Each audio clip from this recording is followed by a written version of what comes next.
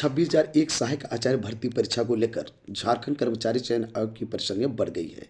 इस बहाली प्रक्रिया में शामिल न करने पर लोग जेएसएससी यानी झारखंड कर्मचारी चयन आयोग को पत्र लिखे हैं। आइए बात करते हैं वे कौन कौन है। तो नंबर 1 दोस्तों, सीटेट और टेट पास कैंडिडेट्स जो झारखंड से हैं उसमें बहुत सारे लोग फॉर्म नहीं भर पाए हैं। उसका कारण क्या था तो आपको पता है, साइट का बहुत स्लो काम करना और आवेदन के लिए कम समय दिया जाना। इसके कारण जो है दोस्तों, बहुत सारे सीटेट कैंडिडेट्स हैं वो फॉर्म नहीं भर पाए हैं।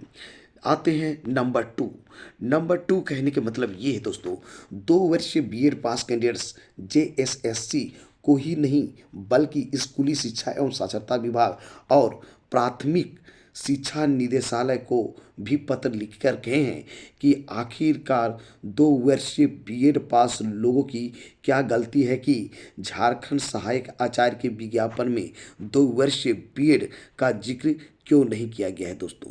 तो इस प्रकार से 2 वर्षीय बीएड कैंडिडेट्स के लिए भी एक स्ट्रगल होना शुरू हो गया है।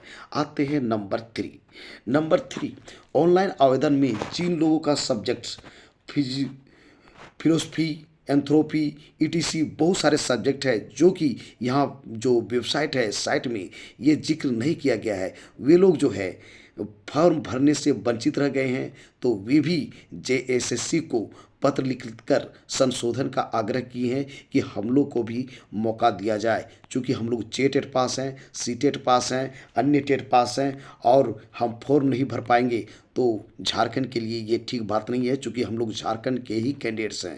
तो झारखंड के कैंडिडेट्स हैं, उसके बावजूद भी वे लोग फॉर्म नहीं भर पाए हैं, जिसका सब्जेक्ट यहाँ पकड़ा नहीं जा रहा है, यानी कि जो सब्जेक्ट का जिक्र नहीं किया जा रहा है वे कैंडिडेट्स नहीं भर पा रहे हैं जेटेट सीटेट और अन्य टेट पास होने के बावजूद भी। अब आते हैं नंबर 4 है दोस्तों, अब सभी लोगों को देखकर जो सीटेट की परीक्षा 21 जनवरी 2024 को दिए, वे भी जेएसएससी को आवेदन पत्र लिखकर मांग किए हैं कि हम लोगों को भी झारखंड सहायक आचार्य परीक्षा में शामिल किया जाए। यानी जो अभी जस्ट बीएड किए हुए हैं दोस्तों, उसके बाद सीटेट की एग्ज़ाम अभी 21 जनवरी 2024 को हुई है, वे कैंडिडेट्स अपियरिंग कहला रहे हैं और वे चाह रहे हैं कि ये जो 26,001 का जो सहायक आचार्य भर्ती परीक्षा होने वाली है उसमें हम लोग को भी मौका दिया जाए। क्योंकि उनका कहना ये है कि बिहार में ऐसा ही हुआ था पिछला बार कि अपियरिंग कैंडिडेट्स को मौका दिया गया था, उसी तर्ज पर हम लोगों को भी दिया जाए। आते हैं नंबर 5। तो दोस्तों नंबर 5 है, हम लोगों को पता है दोस्तों कि पारा शिक्षक के कुछ लोग जेटेट पास हैं तो कुछ लोग सीटेट पास हैं, लेकिन उसके अलावा भी लोग जो बच गए उनमें 70% लोग आकलन परीक्षा पास किए हैं। तो दोस्तों वे भी जेएसएससी यानी झारखंड कर्मचारी चयन आयोग और शिक्षा विभाग को पत्र लिखकर कह रहे हैं कि आकलन परीक्षा पास को भी जेटेट की समतुल्य समझा जाए। सीटेट ही नहीं, इन लोगों का कहना है कि जेटेट की परीक्षा के समतुल्य समझा जाए, यानी कि जो जेटेट पास है उसी के तर्ज पर ये परीक्षा हुई है। इसलिए जो है हम लोग की ये जो आकलन परीक्षा हुई है जिसमें हम लोग पास हैं, जेटेट की अनुरूप हम लोग को मिल जाती है, तो फायदा ये होगी कि हम लोग को सीटेट पास करने की ज़रूरत नहीं पड़ेगी दोस्तों। इस प्रकार से पारा टीचर भी पूरी तरह से दौड़ना शुरू कर दिए हैं और आवेदन कर दिए हैं। अब आते हैं 6 नंबर दोस्तों, अब इतना ही नहीं, जो लोग जेटेट भी पास हैं, सीटेट भी पास हैं और इतना ही नहीं बल्कि दोस्तों अन्य राज्य से भी टेट पास हैं। अन्य राज्य कहने का मतलब है झारखंड के पड़ोसी राज्य से पास हैं। वे आवेदन पत्र में कहे हैं कि भारत के सभी राज्यों में एससी, एसटी, ओबीसी के साथ साथ विकलांग अभ्यर्थियों यानी पीडब्ल्यूडी कैंडिडेट्स की शैक्षणिक योग्यता में 5% की छूट दिया जाता है।